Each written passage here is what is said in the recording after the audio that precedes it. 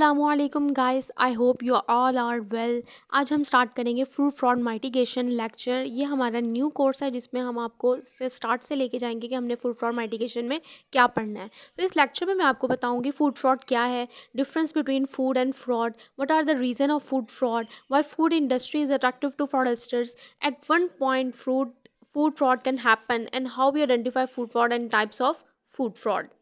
अब food fraud क्या है? कोई भी ऐसा इंटेंशनल एक्शन जिससे आप अपने कस्टमर को धोखा दे रहे होते हैं फूड प्रोडक्ट की क्वालिटी और उसके इंग्रेडिएंट के बारे में, किस वजह से? सिर्फ और सिर्फ फाइनेंशियल गेन के लिए, अपने प्रॉफिट के लिए।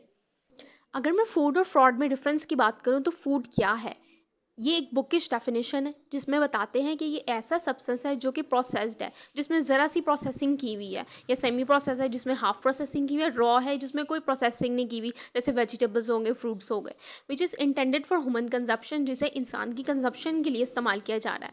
ये एक पार्ट है। दूसरा पार्ट क्या कहता है? विच इंक्लूड ड्रिंक और चिविंग गम्स, जिसमें ड्रिंक्स है और चिविंग गम्स है, और एनी सब्सटेंस का थर्ड पार्ट क्या बोल रहा है? Any substance that has been used in the manufacture, in the preparation or treatment of food। इसका मतलब है कि फूड को किसी भी तरह से मॉडिफाई कर दिया गया, वो भी खाने की चीज़ है। लेकिन ऐसी चीज़ें हरगिज़ इंक्लूड नहीं है जो कॉस्मेटिक्स हैं, तंबाकू है और सब्सटेंस, और ऐसे सब्सटेंस जो कि ड्रग्स हैं, उसको भी आप फूड कंसीडर नहीं करेंगे।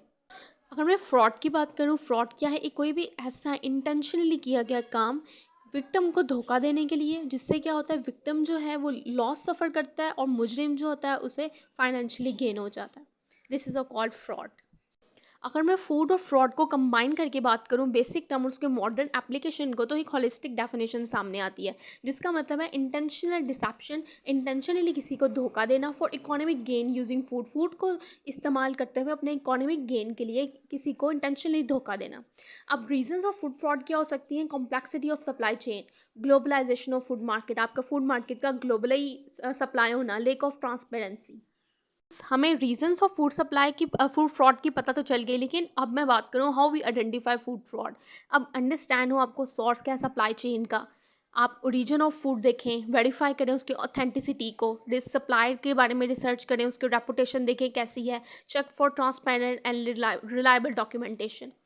अब हम फूड चेन में फूड फ्रॉड कहाँ कहाँ हैपन हो सकता है, तो ये फूड फ्रॉड सप्लाई चेन में कहीं भी अकर हो सकता है, प्रोसेसिंग, प्रोडक्शन, ट्रेड, और उसका फाइनल कंज्यूमर होता है वो फूड फ्रॉडर का, फ्रॉडस्टर्स का विक्टिम होता है। Why do food industries attractive to fraudster? क्योंकि food industry has a major potential to be profitable. उसके फूड इंडस्ट्री में ज़्यादा पोटेंशियल है कि वो फ्रॉडस्टर्स को अट्रैक्ट करे। फ्रॉडस्टर्स की टू मेन अप्रोचेस होती हैं जो वो अडॉप्ट करते हैं। फर्स्टली वो ऐसे प्रोडक्ट को टारगेट करेंगे जो लो कॉस्ट होगा और एवरीडे फूड होगा, ठीक है, जिसमें है बॉटल वाटर और है ऑलिव ऑयल। ये सबसे ज़्यादा मेजर किया जाने वाला फूड फ्रॉड है ऑलिव ऑयल पे। दूसरा फ्रॉडस्टर्स की ट्रिक होती है कि वो ऐसे फूडीज़ को टारगेट करें जो ऐसे फूडीज़ को टारगेट करना जिनके पास अंडरस्टैंडिंग नहीं होती कि चीपर फूड जो है वो हम खा रहे हैं ज़्यादा कॉस्टली में, ज़्यादा कॉस्ट दे के हम चीपर फूड खा रहे हैं। इनफैक्ट ये लोग अपनी हेल्थ दे रहे होते हैं ज़्यादा पैसे दे के।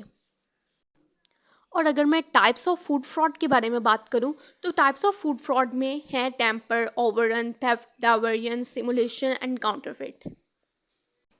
जिसमें फर्स्ट अगर हम टेम्पर देखें, तो टैम्परिंग क्या होता है? मिसलेबलिंग। कैम्ब्रिज डिक्शनरी क्या कहती है? इलीगल एक्ट ऑफ टचिंग और making changes to something when you should not. Illegally आप किसी को टच कर रहे हो, उसमें चेंजेस कर रहे हो जब आपको नहीं करना चाहिए।